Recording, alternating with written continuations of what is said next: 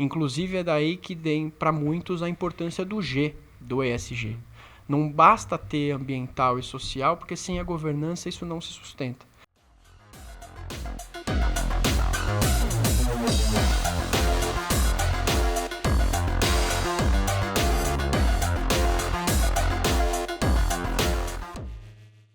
Sejam todos muito bem-vindos para mais uma edição do Conexão Blendon, conectando pessoas e ideias. Eu sou o Paulo Barroso e aqui comigo hoje meu sócio Denis Roman. Boa tarde. Fala aí, Denis. E aí, Paulo? Quem que veio aí para gravar com a gente hoje? Hoje a gente trouxe uma fera aí do mercado, Bruno Youssef. Que prestígio. Algumas décadas aí já de mercado. Poxa, algumas décadas assim, ó, o cara vai ficar intimidado. Exatamente. Obrigado aí por ter vindo, Bruno. Eu que agradeço o convite. Pelo seu tempo aí, a gente tava um tempão já para agendar essa conversa, né? Você vê que finalmente aí as agendas se encaixaram e tal, e pô, fico muito feliz que você tá aqui com a gente hoje. Muito bom, eu fico feliz também em conhecer o espaço, revê-los depois de alguns anos. Pois Excelente. é, né? Tudo no seu tempo, né? Exato. O Bruno foi um dos fundadores da Resultante, uma consultoria aí bem icônica no mercado de sustentabilidade. Muito pioneira, né? Essa parte de finanças sustentáveis. A gente já teve até, a Blendon teve até a chance de... A Blendon fez estágio dentro da Resultante durante... Nos ajudaram muito. A Blendon fez estágio na Resultante durante um tempo, enquanto a gente estava montando o nosso modelo de negócio. Foi muito legal, a gente aprendeu pra caramba. O Bruno fundou a Resultante, ficou 10 anos na operação, trabalhou com grandes empresas, assessorou diversos bancos, diversos investidores super relevantes com a parte de análise ESG. Isso mesmo. Em 22 a Resultante foi vendida para a KPMG. Mais recentemente o Bruno assumiu a diretoria de finanças sustentáveis da Iniciativa Agro e segue também com alguns projetos pontuais como consultor. Isso Esqueci mesmo. de algo relevante, Bruno? Não, é isso. Prazer enorme estar aqui para bater esse papo. Algum tempinho de experiência, mas sempre aprendendo. É isso aí. Legal, Bruno. A gente olhando para esse mercado aí de sustentabilidade, finanças sustentáveis nos últimos 10 anos, de forma bem sintética, como é que você acha que esse mercado andou?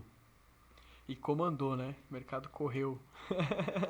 Acho que a gente tem diversas maneiras de ver isso, né, Denis, né, Paulo? Assim, primeiro que ao longo desses últimos 10 anos foi cunhado o termo ESG. Né?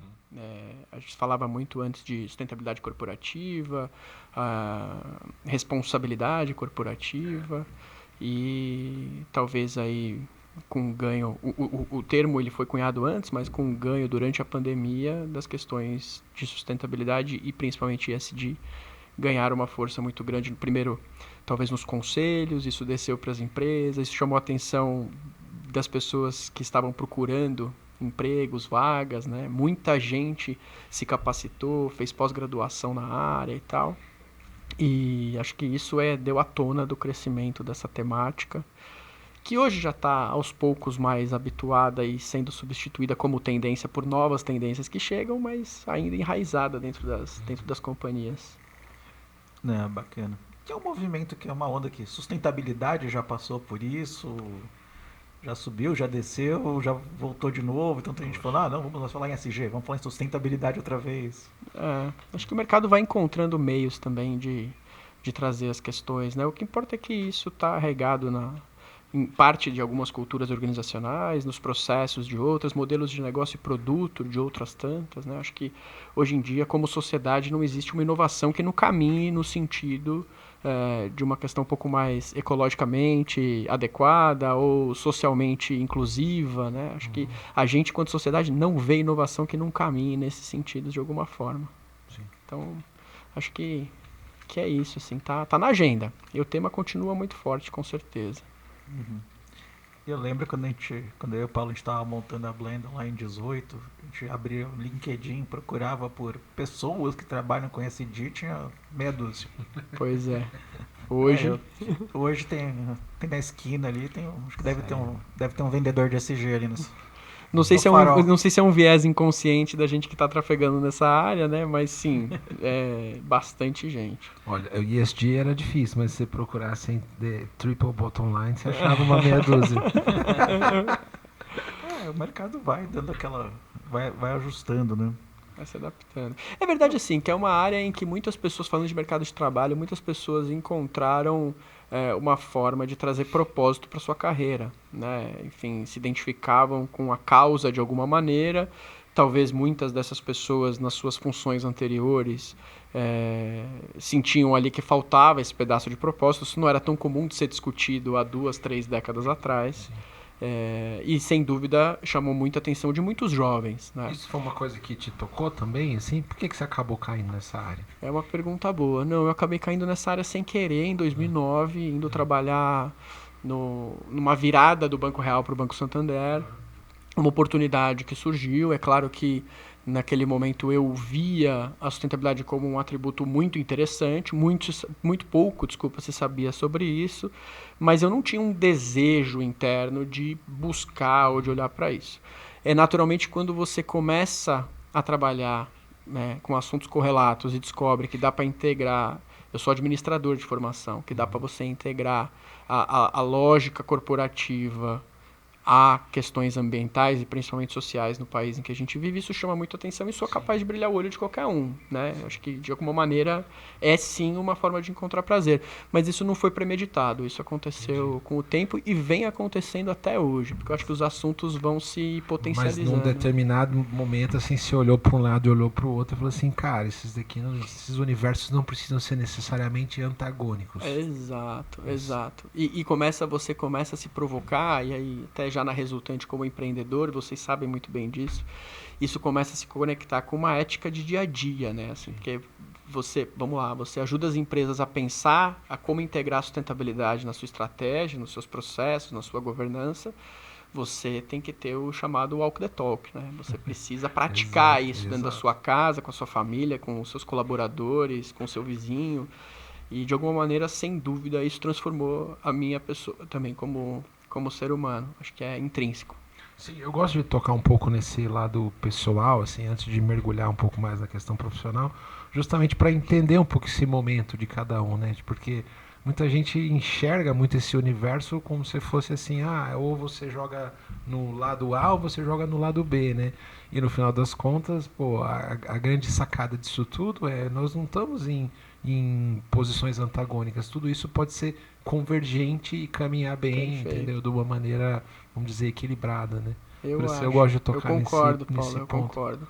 Isso se manifesta das formas mais simples do dia a dia. Hoje a gente pensar em separação de resíduos na nossa casa tá fácil, porque existe uma infraestrutura para isso. A partir dos prédios em São Paulo tem, né, o dispenser de lixo orgânico, mas há alguns anos atrás não era assim. Sim. Enfim, você aprendia disso no seu dia a dia de trabalho ou em algumas formas relacionadas, chegava na sua casa e se provocava e via que muitas coisas ainda estavam em construção. Então, acompanhar isso nos últimos 15 anos, 20 anos, que é que eu estou trabalhando no tema, foi interessante para comparar também, não só lado estritamente profissional, mas no dia a dia de um ser humano convencional, né, que vive numa civilização como a nossa, como é que isso se apresenta. E eu gosto dessa questão geracional também, que ela é interessante, né? Porque você pega... Eu sou um pouco mais velho que você. Cara, minha geração já tinha uma visão de sustentabilidade no dia a dia completamente diferente da uma geração que vem depois. Hoje eu vejo... Você vê a criançada... Você vê... Já tomei bronca de criança hoje por questões assim do tipo, pô, essa luz ligada, por que você tá deixando não sei o que tanto tempo? Outro dia eu recebi até uma provocação, a pessoa, por que você usa mouse sem fio? Isso, pilha gera resíduo, por que você não usa um mouse com fio? Com fio. É um ponto. Não é? Se você olhar a pegada do produto em si, tem um ponto aí, né? Assim, tem várias questões, mas é legal a provocação, né?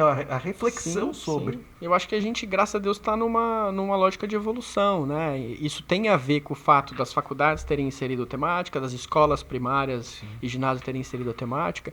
E você falando isso, eu sei que não é o foco aqui, mas acho que é bem oportuno. O tema de diversidade que a gente acompanhou no ambiente corporativo nos últimos anos de maneira exponencial, numa crescente, Eu não sei, pessoalmente, em reflexões íntimas, eu não sei até quando isso perdura, porque as novas gerações, eu tenho sobrinhos de 7, 8, 9, 10 anos, questões de diversidade para eles não são um ponto, é tão natural quanto, né? Essa lógica de grupos minoritários, é claro que talvez quando eles crescerem, frequentarem outros ambientes, isso talvez se manifeste, mas hoje não existe essa Talvez lógica. eles reconheçam outros grupos, né, que a gente nem Exato, percebe hoje, né? exato. Mas eu entendo o que você quer dizer, né? Tipo, você vê, as minorias, elas caem por terra quando no final das contas as pessoas não se sentem mais diferentes umas das outras. Não existe diferenciação. Você desliga essa chave, né? Como se tivesse um novo chip. Pelo amor de Deus, eu não estou dizendo que esse tema não é relevante, porque a geração que é economicamente ativa ainda é a nossa. Eu acho que isso precisa ser trabalhado. Mas olhando quem vem, né? Questões de orientação sexual, questões de raça, gênero, isso para eles não é um ponto a ser discutido, isso não é motivo de piada nas escolas, enfim. E que bom que a gente está caminhando para esse Não, caminho. mas acho que ficou claro, cara, o posicionamento. A gente vai avançando enquanto sociedade, né? Acho que outro dia a gente estava numa discussão interna aqui na Blend, a gente tem uma agenda da diversidade que a gente periodicamente se reúne, aí o pessoal, não, porque precisa avançar, porque precisa não sei o quê. Eu sempre brinco e falo, gente, quer ver o copo meio cheio, meio vazio? Dá pra dar os dois O copo meio vazio, há 20 anos atrás, era muito pior do que é hoje. O copo meio cheio, assim, avançou.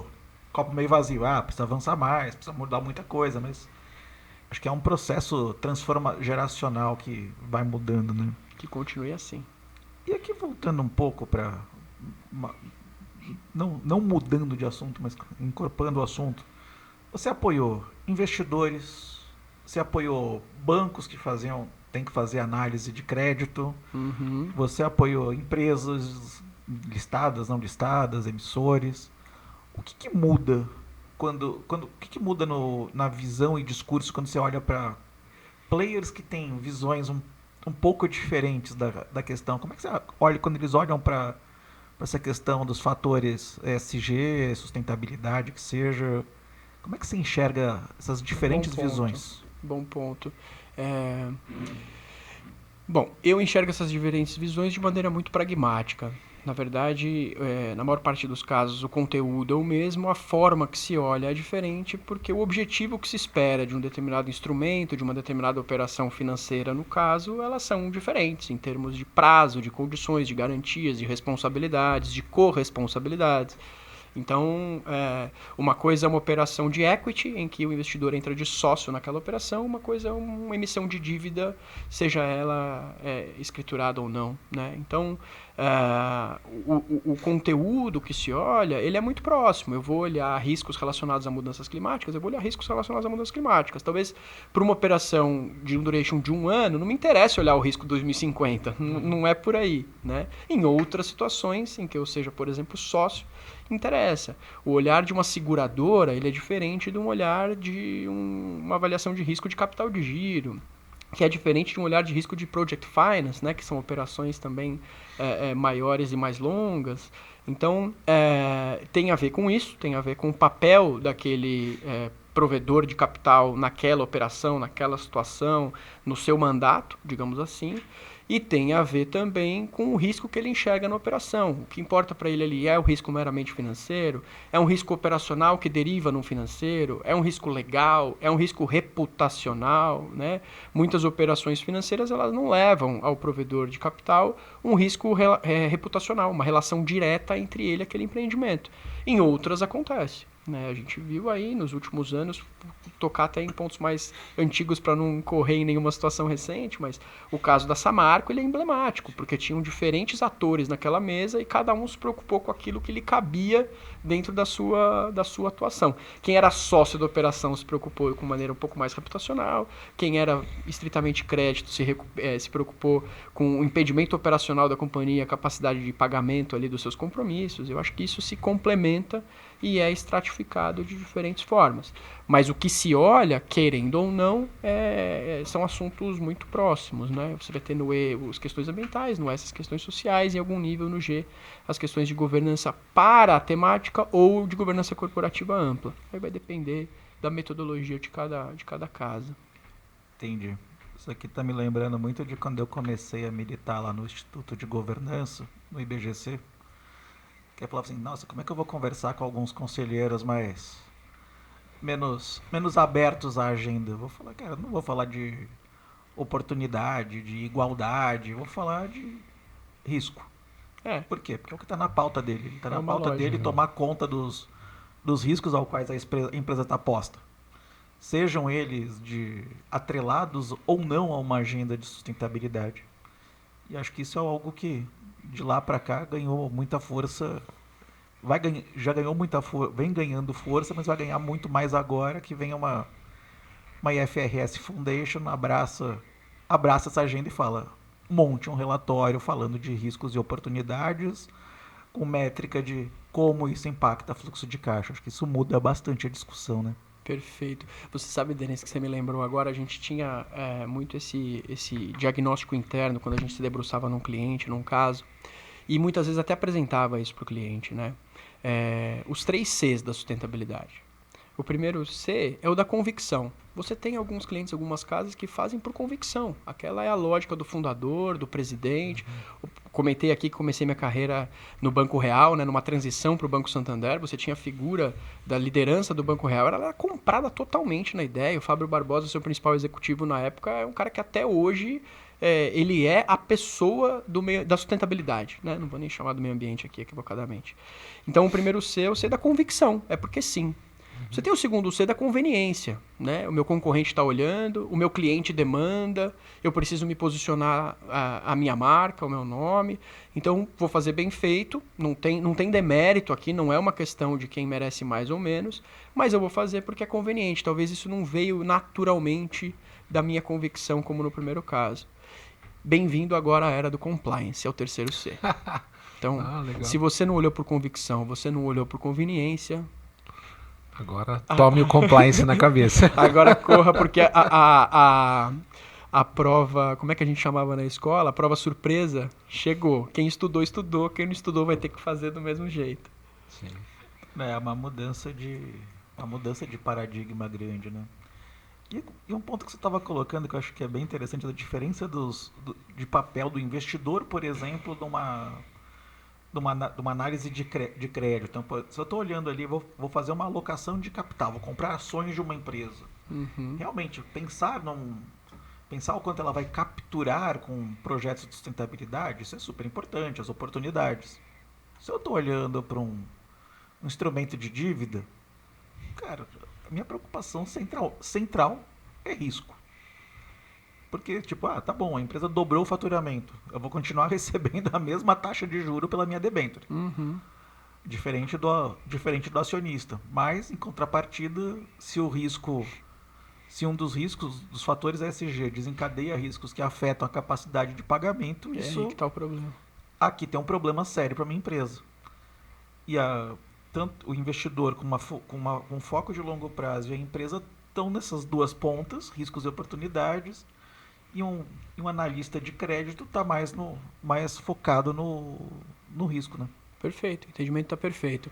Eu só acrescentaria que a gente, ao longo desses anos, né, e com uma base robusta de análises e de avaliações feitas das empresas e podendo olhar as consequências depois de alguns anos, né, como geral, da performance da empresa, uma coisa que se mostrou muito latente é que a avaliação de sustentabilidade, de ESG, aqui nessa finalidade, assuntos correlatos, tá? Ela é uma ferramenta para se medir proxy de gestão. Então, em muitos casos, as empresas que tinham uma boa performance de indicadores atrelados à sustentabilidade, quer dizer, o cara, por exemplo, vamos para o mais simples, sabia quanto gastava de água, sabia quanto gastava de energia, sabia quais eram os programas de otimização de ecoeficiência numa indústria. Muito provavelmente o cara que está olhando para isso, toda a parte de matéria-prima, de qualidade operacional, de agilidade na entrega, de logística, já foi pensado e a lição de casa está feita. Então eu consigo ter um diagnóstico, uma proxy de gestão.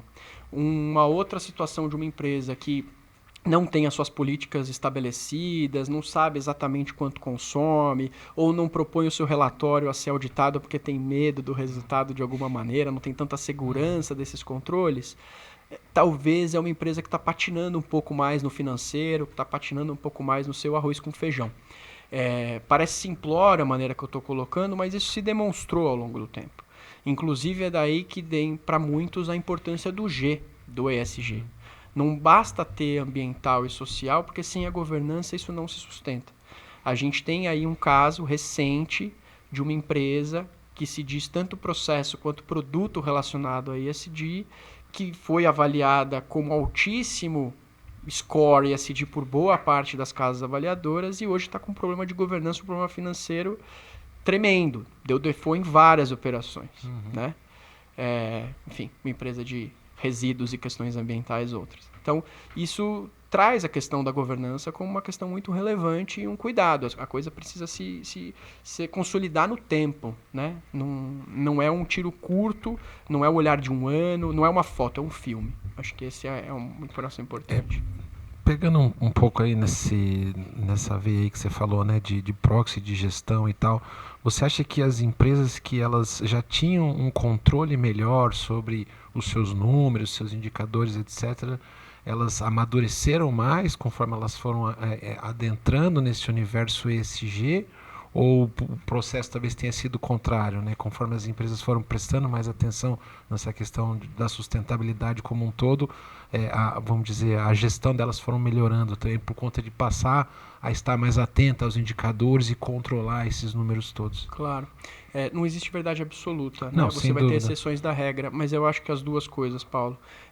Para uma alta liderança ter se proposto a criar uma área de sustentabilidade estruturada, a se propor algumas entregas, alguns processos, muito já estava feito e pavimentado antes. E aí a hora que se estabelece uma área, essa área vai olhar para todos os parafusos que estão apertados e vai ajudar a recalibrar, a reapertar. E é uma melhoria contínua. Né? A gente pode ver isso em grandes conglomerados, que são benchmark em muitas situações. As áreas de sustentabilidade estão lá há 10 anos, continuam e não vão ser extintas, porque elas estão retroalimentando a própria empresa do ponto de vista de inovação, do ponto de vista de melhoria de controles, do ponto de vista de novos indicadores, do ponto de vista de eficiência, enfim. Então, acho que as duas coisas. Acho que não se começa do nada a sentar com o básico feito e também não é um trabalho, um olhar que se encerra em si mesmo. Ele vai sempre retroalimentar. É interessante olhar um pouco também por esse lado, né? Conforme a empresa ela vai amadurecendo dentro desse universo ESG, como ela vai, por exemplo, prestando mais atenção e aumentando, né, a gestão dela em cima dos indicadores, né? Perfeito. É interessante ver por esse lado, né? Você tem que ter uma maturidade dentro da empresa para fazer isso acontecer, né? Perfeito. O mercado investidor, principalmente, acho que os bancos, do ponto de vista de crédito, também tem isso, mas vamos considerar aqui gestores de recursos, né? Aqueles que estão olhando para o management da empresa, que estão olhando para o futuro, que compram um papel esperando ou uma recorrência de um bom ganho de dividendos ou um acréscimo desse valor de papel no tempo. Para esse cara, a gente tinha uma frase que a gente falava que era information is power. Então, a lógica ESG trazia para ele elementos que talvez na avaliação mainstream ele não estava olhando. Ou às vezes ele olhava, mas não dava essa roupagem, mas não aparecia para ele. Né? Quando a gente olha a escassez de matéria-prima, né? Isso começou a ser visto agora, depois da pandemia, que você teve um colapso das cadeias de suprimento. Muitos dos analistas, até então, consideravam-se que matéria-prima, para alguns setores, era infinita. Né? Então, estou dando um exemplo aqui, mas a lógica é informação é poder. Então, quanto mais elementos eu tiver para entender aquele negócio, para entender aquele setor, e o ESG com uma versão holística, ele dá isso. Por que eu estou trazendo isso a partir do seu comentário? Porque as empresas que têm também os seus processos e estão melhorando, como você falou, têm a capacidade de resposta para esse olhar que esse investidor agora está aprendendo ou aprendeu a incrementar. Né? Então, a conversa fica mais rica. Então, se antes a gente falava cash is king, agora a gente bota na segunda, information is power. Information is power, claro.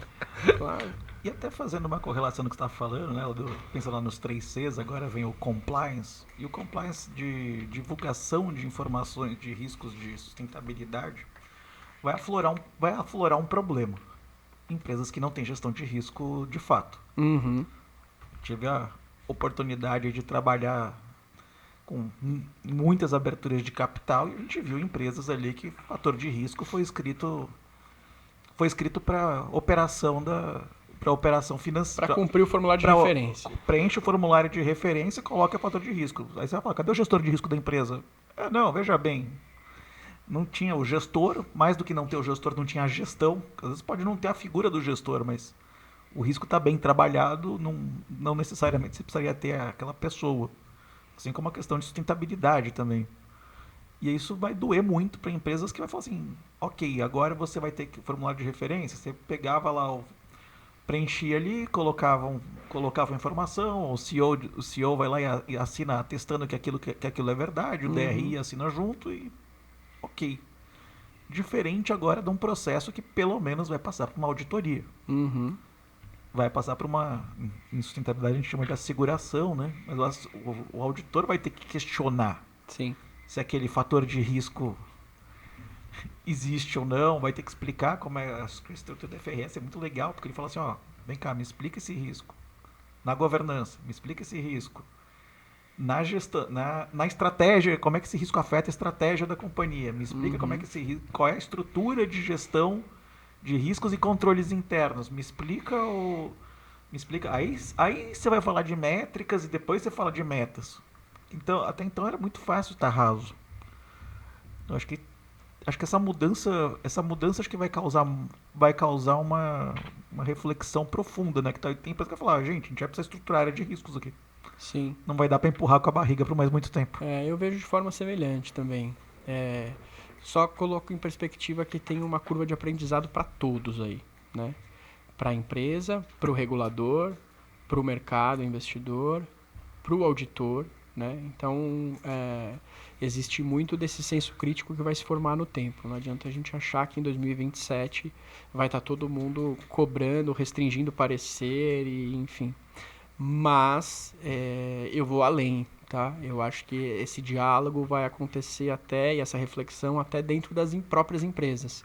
Porque você vai estratificar a responsabilidade pelo preenchimento, tudo bem, você tem lá a previsão de que o responsável é o contador, o controller, tudo bem, mas isso vai ser repassado para diferentes áreas vão fazer as suas provocações, vão dar os seus olhares, e a hora que isso volta para o centralizador, certamente vai se descobrir coisas que não estavam mapeadas e que não se tem resposta.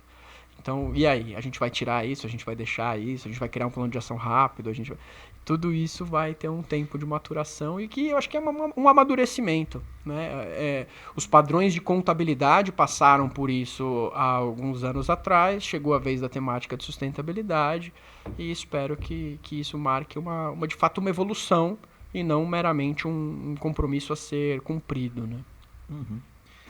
E é interessante que esse crescimento todo dessa indústria ESG, o excesso, às vezes, em alguns momentos, talvez até alguns excessos, gerou também um movimento anti-ESG relevante.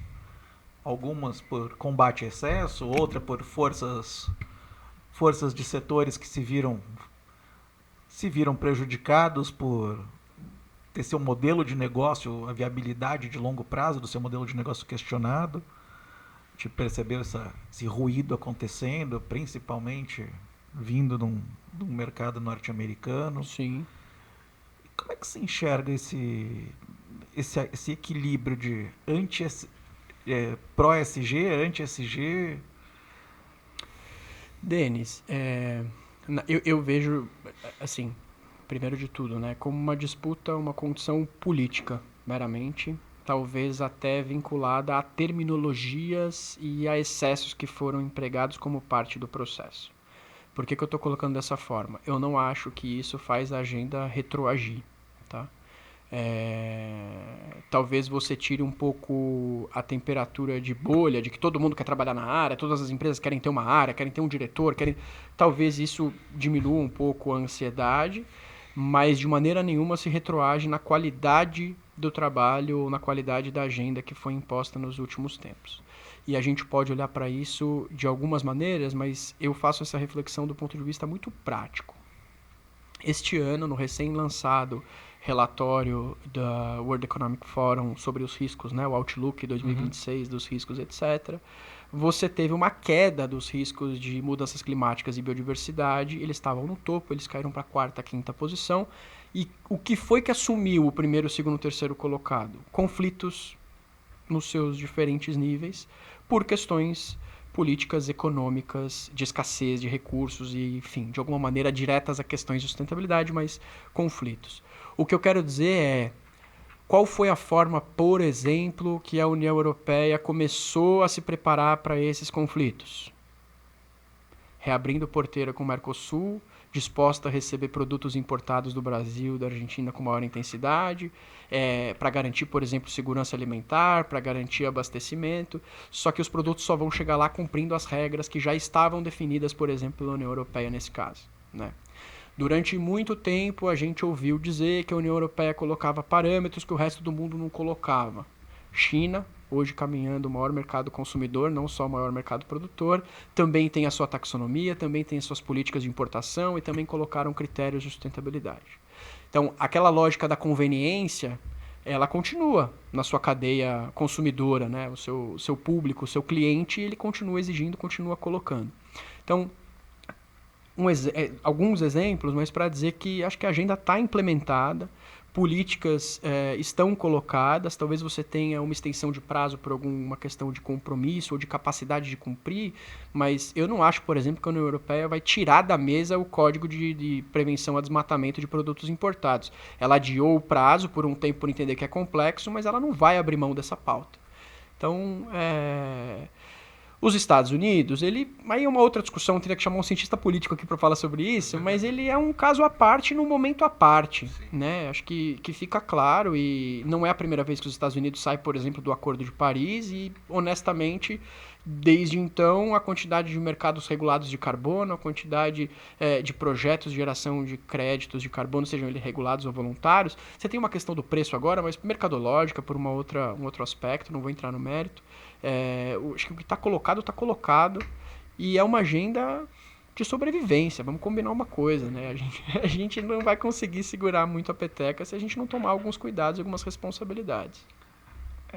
Eu brinco que o lado bom de ficar mais velho, tava brincando isso numa reunião mais cedo, falei, cara, o lado bom de ficar mais velho é que eu assisto jornal há mais de 40 anos.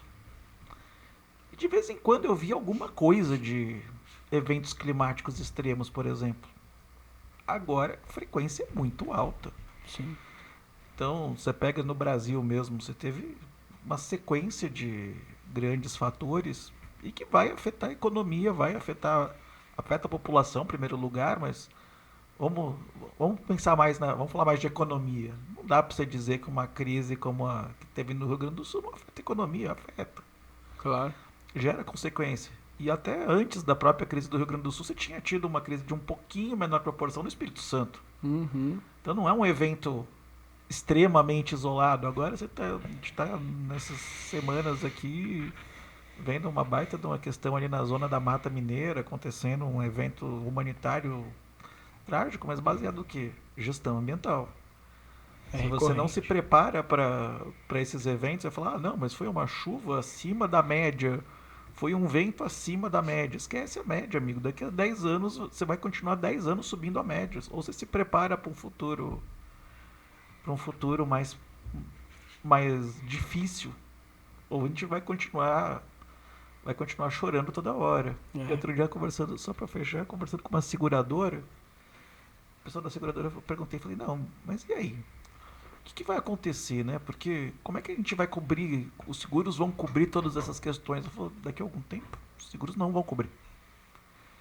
Ela falou, vai ver o que está acontecendo na Califórnia. Tenta fazer vários tipos de apólice, sumiram. Sim. Não tem mais como garantir o risco. Então acho que é uma mudança muito séria, né? Um outro aspecto que eu gosto, que eu vi que cresceu, ganhou muito espaço na agenda nos últimos anos também foram as emissões, que chama de emissões rotuladas, green bonds, linked loans, que são financiamentos para projetos de transição, para que a companhia eleve seus padrões de sustentabilidade. A gente não vai entrar nesse super detalhe, que só isso aqui já dá um podcast à parte. Mas como é que você enxergou a evolução desses mercados? E outra questão, importância desse tipo de emissão para uma empresa. Que uma das discussões que sempre tem com alguns diretores financeiros é: não, eu consegui captar mais barato ou não consegui captar mais barato? Legal. É, eu aprendi com uma velha conhecida nossa, a Tati, que antes de você ter uma dívida sustentável, você tem que ter uma dívida, né? Então, o que eu quero dizer com isso é que ao momento que a gente acompanhou o boom das dívidas rotuladas, você também estava tendo um momento de mercado aquecido de emissão de dívidas e operações financeiras. Eu acho que essa é uma primeira atenção para se ter com cuidado. Ela também, de novo, sozinha não é uma verdade absoluta, mas é um ponto, né? Nos últimos anos, você pode dizer aí que a quantidade de operações ela foi bem interessante, vinha numa crescente, principalmente até 2024. É verdade também que você tinha alguns setores puxando isso para cima, como por exemplo o setor de energia, né, instalação de parques eólicos, solares, etc. E isso representava aí, a grosso modo, né, dentro de um universo específico, um número cabalístico de 10% das operações. Né? É verdade que agora em 2025 isso caiu, mas é porque também o mercado, as operações se retraíram de alguma maneira. É verdade que alguns dos setores que fizeram muitas emissões entraram num outro ciclo regulatório e de demandas e etc., embora a energia seja um ponto relevante daqui como tendência, né, principalmente por conta das empresas de inteligência artificial, mas a gente deixa isso para depois. E tem um outro fator. As empresas que fizeram as primeiras operações em 20, 21, 22, 23, 24, essas operações começaram a ser monitoradas também nesses últimos tempos e muitas delas não demonstraram o sucesso e a efetividade que tinham-se expectativa no começo. Isso também gera, na visão do emissor, um cuidado, uma cautela, porque isso é um compromisso, isso é uma reputação em jogo, isso é uma série de controles que precisam ser feitos, etc. e tal. Então, alguns fatores que vão trazer os números como eles são hoje, desde o padrão do que está acontecendo naturalmente no país, independente do rótulo, até o histórico e até os setores em que elas estavam concentradas, tá certo? Estava vendo hoje a matéria de um primeiro social bond de uma grande empresa listada no Brasil, que se demonstrou no monitoramento recente um tiro no pé. Né? A empresa não bateu as metas que ela tinha ali naquele linked bond e isso não pegou nada bem para o mercado. Mas, voltando ao seu ponto central, principalmente a questão do preço, né, das taxas. Uma operação rotulada, ela demora mais e ela carrega custos que não existem numa operação padrão. Tá? Então, se você perguntasse nua e cruamente para um CFO, a primeira opinião dele naturalmente seria fazer uma operação padrão, porque ela vai ter aí 2, 3, 4 semanas de conclusão, o dinheiro vai entrar na conta, ele não vai assumir compromisso nenhum, muitas vezes na mesma taxa e no mesmo prazo. Uma operação rotulada, você vai ter o SPO, você vai ter um compromisso, você vai ter alguém entrando na sua empresa fazendo um relatório, gerando uma série de ponderações antes de te liberar um parecer, etc. e tal. Qual que é, na minha visão, o ganho para as empresas, sejam elas grandes, mas principalmente de porte médio? As operações rotuladas permitiram acessar bolsos, acessar investidores, acessar capitais que as operações convencionais não permitiam. Então, vou dar alguns nomes por meramente ilustração. Uma Rumo Logística, ela vai conseguir emitir uma dívida independente de ser rotulada ou não. Uma empresa de menor porte, com um ticket menor da operação, uma emissão convencional talvez para ela seja mais difícil, porque o investidor está de olho no custo de observância, porque ele está de olho num apetite a uma determinada nota de risco de crédito, e se não tiver ali o olhar, o viés do ESG, talvez ele não olhasse aquela empresa, talvez ele não olhasse aquela operação. É por isso que a gente teve, ao longo dos últimos anos, um recorde de que as empresas saíam ao mercado para buscar um recurso para uma dívida rotulada e batiam 3, 4, 5, o BNDES chegou a 7 vezes book o valor de uma emissão, porque você tinha mais gente interessada pelo atributo que ela trazia. E eu tenho visto isso hoje até recentemente, no próprio agro, no momento em que está mais difícil estruturar operações financeiras para empresas do agronegócio, operações que venham rotuladas e bem estruturadas, há uma chance maior de se conseguir emitir essas operações, né, fazer essas operações. Então, de fato, o preço, em muitos casos, ele não valia necessariamente a pena, ele chegava no mesmo patamar, o prazo talvez fosse um pouco melhor, um pouco mais esticado, mas a chance de acessar bolsos que não eram possíveis numa operação convencional, acho que é talvez o maior ganho, principalmente para as médias empresas, e que tem historicamente ainda uma barreira de entrada no mercado de capitais brasileiro, que é um mercado que tem muito ainda a se penetrar, né? Ou seja, diversificar a tua base de credores. Exatamente.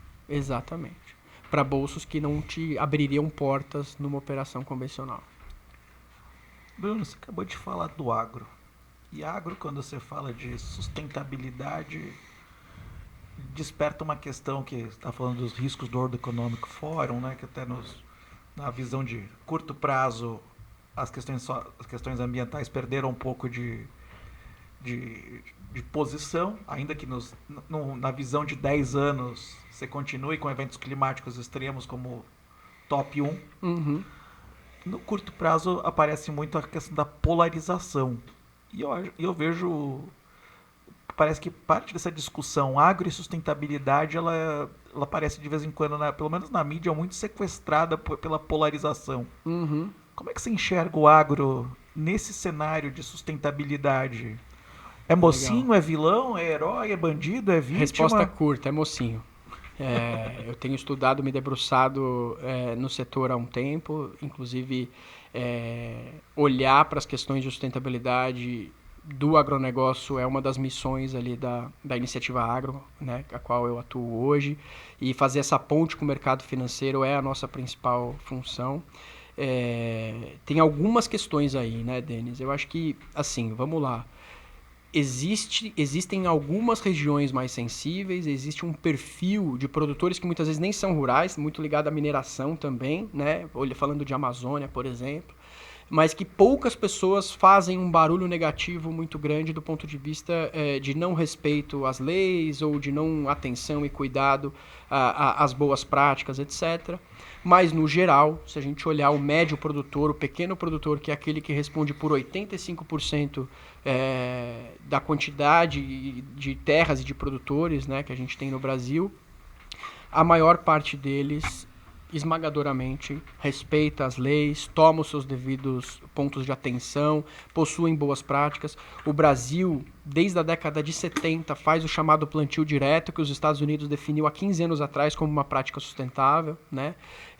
A gente tem um solo e uma condição edafoclimática que permite cobertura vegetal ao longo do ano todo na maior parte do país, com 2, chegando a 3 safras em algumas regiões, né? Então, são questões que são práticas, que são convencionais para o setor e que, de certa forma, a gente não valoriza, a gente não olha.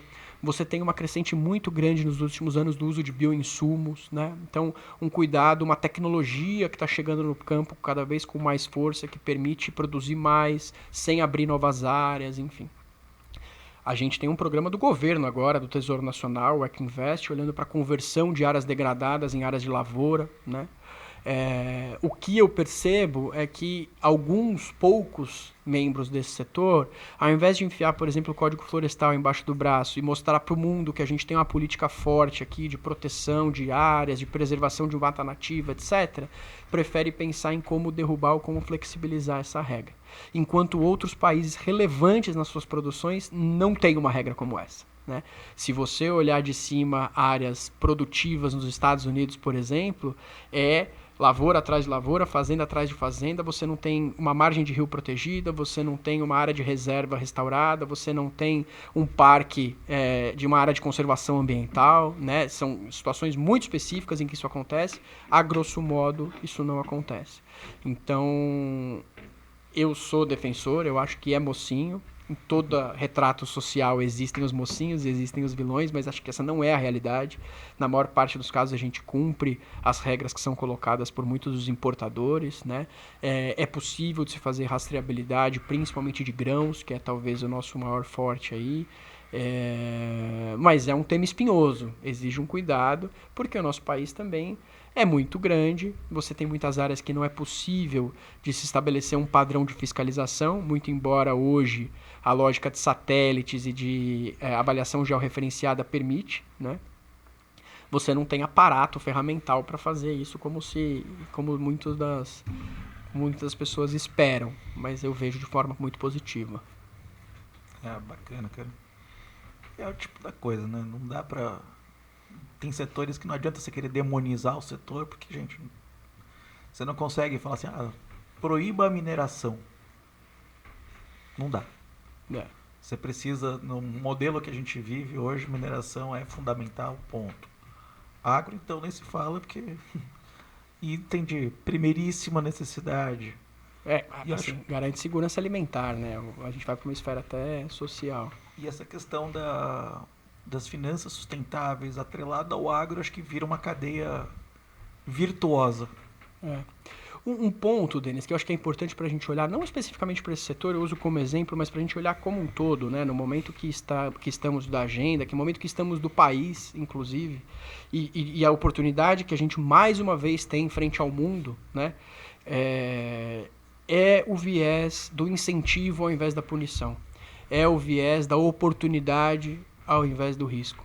Então, por exemplo, muito se fala de Amazônia, né? Existe um mercado mundial que consome produtos oriundos de florestas. O Vietnã atende esse mercado em 15%. A floresta amazônica em 0,9%. O que a gente tem de potencial de gerar infraestrutura, de qualificar a mão de obra, de fazer um bom uso da floresta do ponto de vista de mercado, sem destruir a floresta. Estou falando aqui de fibra, de fruta, de castanha, né? E atender o mundo que consome isso com valor agregado, ela é muito grande. Existem municípios hoje na Amazônia que 60%, 70% do PIB estão relacionados a atividades ilegais. Não adianta só proibir essas atividades.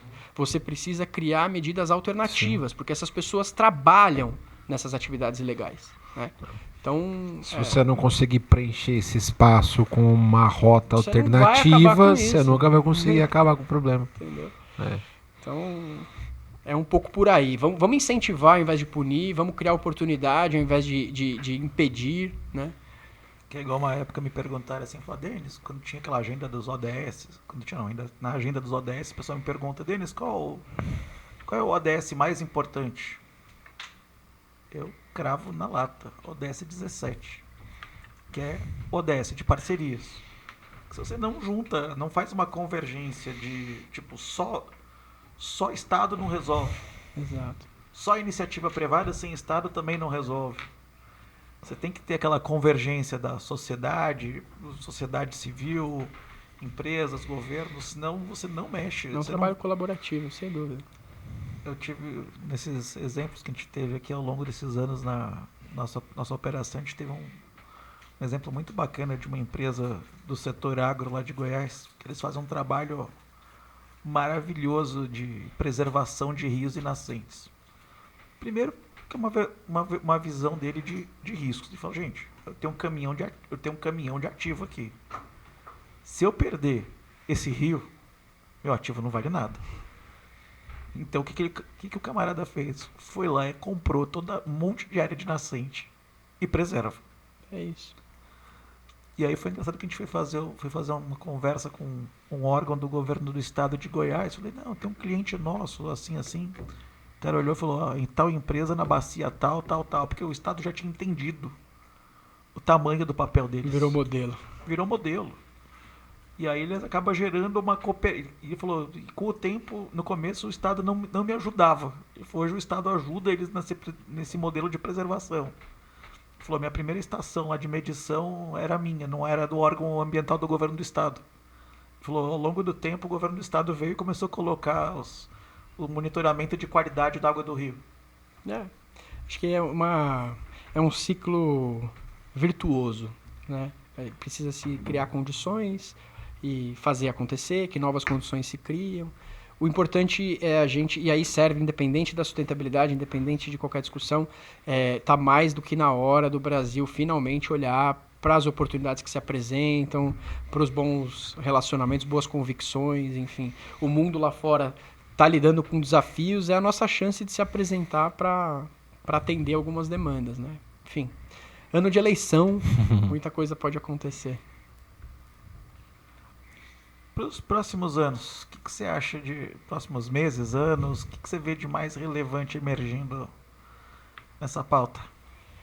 Interessante, acho que a gente indiretamente falou um pouco dessas questões aqui, né? Mas para fechar e colocá-las de maneira estruturada, a primeira delas é olhar para regulações, né, que veio se estruturando e se tendo estabelecidas nos últimos anos. Agora, neste momento, muitas das regulações estão sendo finalmente praticadas, né, sendo cumpridas ou em vias de serem cumpridas. Então, acho que vai ter aí um momento de entender como é que essas coisas se acomodam. Estou falando de IFRS, das questões de reporting, mas também existe o Sistema Brasileiro de Comércio de Emissões, também existe o olhar para bioeconomia, que tem uma legislação nova, o olhar para economia circular, que tem uma outra legislação nova, né? Tem muitos assuntos recém-regulados que a gente vai entender agora como é que essas coisas se comportam.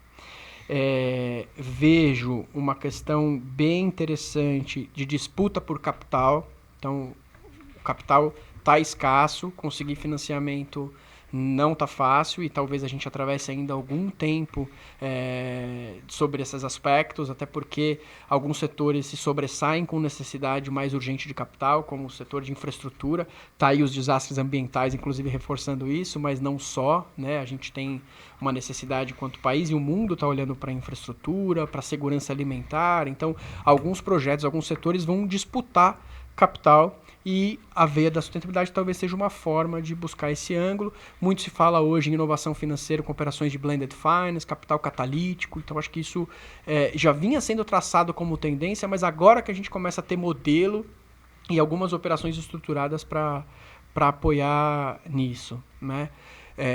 Acho que a gente está num nível de maturidade hoje que nos coloca frente a alguns trade-offs. Então, o trade-off de preservação de biodiversidade, poluição e mudanças climáticas é um trade-off relevante. Tá aí a necessidade, o olhar para a energia, né, que a gente vai ter, e aí tem um capítulo específico, porque quando a gente olha, por exemplo, uma hidrelétrica, ela é uma energia mais limpa, renovável, mas ao mesmo tempo a concepção de uma usina hidrelétrica tem um impacto na biodiversidade, tem uma necessidade de abertura de área, né? Então, enquanto outras operações que não têm um impacto grande na sua instalação, como uma energia termoelétrica, tem um impacto de poluição e mudanças do clima. Então, você tem aí alguns trade-offs de equilíbrio de questões técnicas relevantes. Acho que durante muito tempo o profissional de sustentabilidade ele era um cara generalista, uma pessoa, né? Porque, enfim, só falo, cara, eu tô aqui botando gênero, mas era uma pessoa generalista. Cada vez mais a gente vê a necessidade de especializações. Então, é o profissional que entende de água, é o profissional que entende de energia, é o profissional que entende de mudanças climáticas, de riscos climáticos, mitigação e adaptação já caminham, né, como especialidades diferentes. Acho que esse é um outro ponto. Durante muito tempo a gente falava de mudanças climáticas. A agenda agora eu vejo que é muito mais de adaptação, né? Não que a gente não tenha que mitigar as mudanças climáticas, reduzir menos, olhar para a descarbonização, temos e vamos, mas a adaptação, a resiliência, ela é mais urgente. Seja por parte das empresas, seja por parte das cidades, né? Das infraestruturas governamentais, vamos chamar assim. E aí você tem, por exemplo, o emprego do uso de soluções baseadas na natureza, que também é uma outra ciência que vem daí uma tendência muito relevante. Talvez eu esteja esquecendo aqui de algumas coisas, porque tendência também tem aquela história, depende de onde qual é o seu ponto de vista, né? Para onde você está olhando, as tendências podem cruzar, mas acho que esses são temas muito, muito pertinentes aqui para a gente botar à luz ao longo de 2026. Você acha que com o passado assim, vai mais 1, 2 décadas aqui nesse nosso contexto, você acha que a gente vai olhar para trás no que é o nosso hoje e a gente vai enxergar o quê? Aí você está me colocando numa situação perigosa, porque entra um pouco mais a convicção, o pensamento pessoal do que o profissional, né, Paulo? Não, é uma questão mais da tua percepção mesmo, tua visão, né? O que você enxerga, Eu não sou tão otimista. Não? Não. Eu não acho que o mundo vai ter acabado, mas eu acho que a gente vai perceber que enxugamos gelo por mais algum tempo.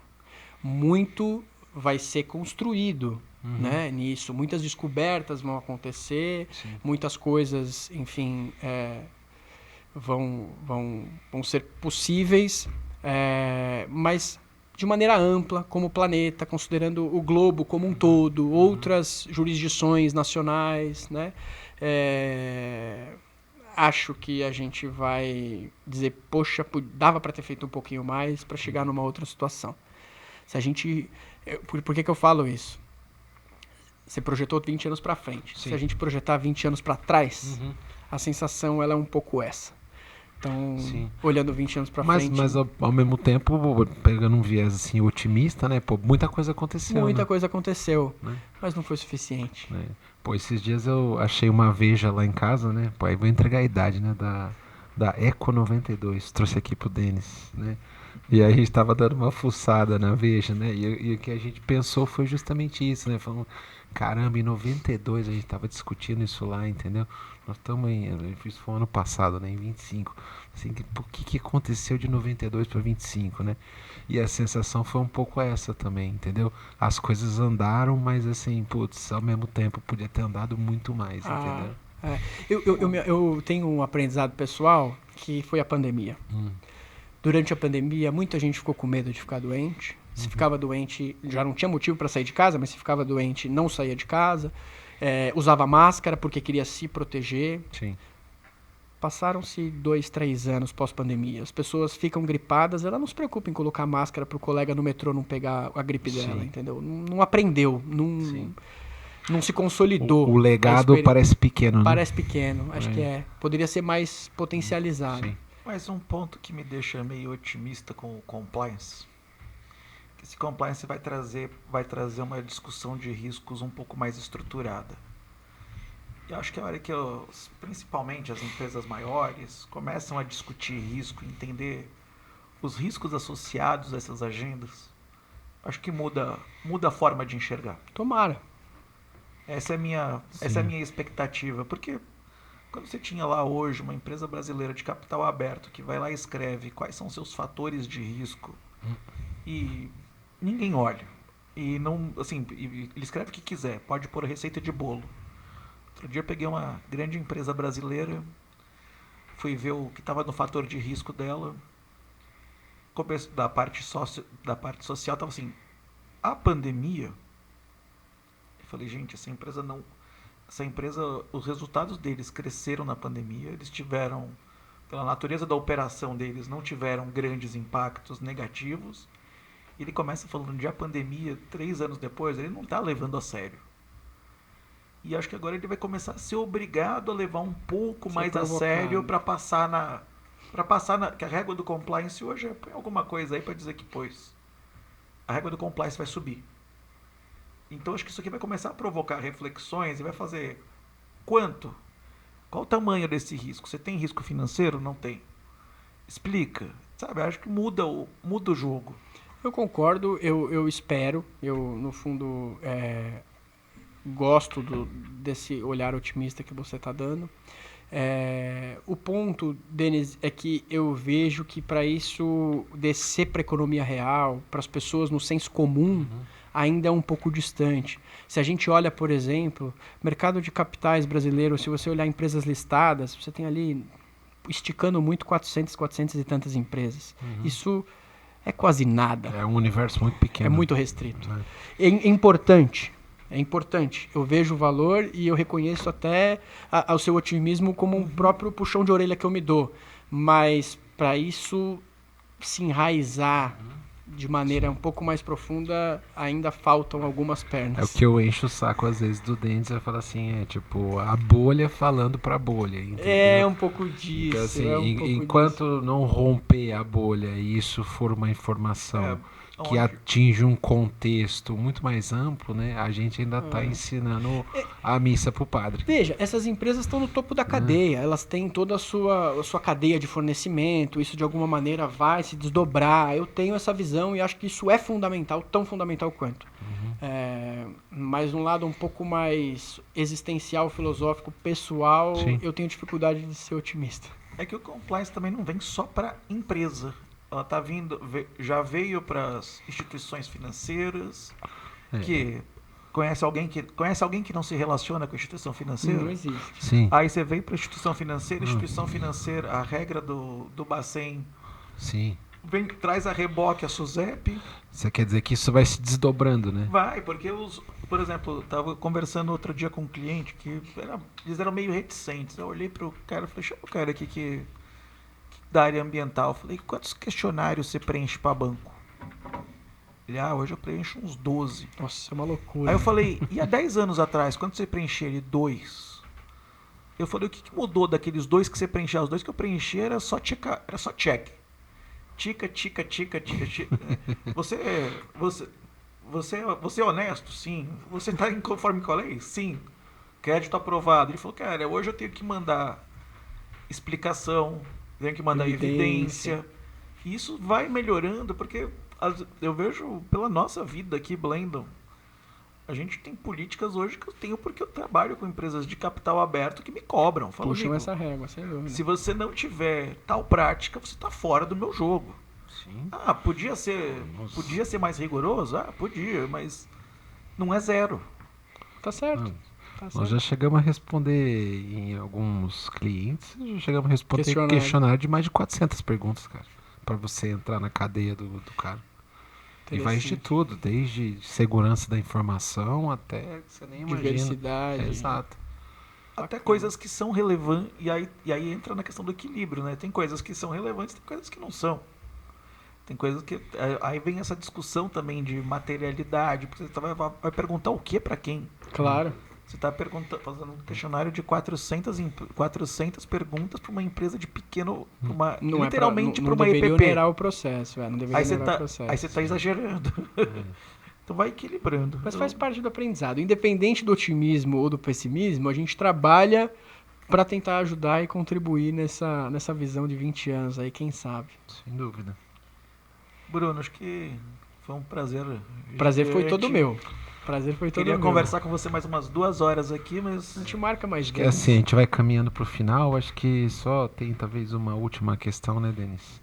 O que você diria aí para quem está começando nesse universo da sustentabilidade hoje, como profissional? Essa é interessante. Essa é muito boa. Porque eu acho que isso veio se adaptando e transformando nos últimos anos, nos últimos ciclos.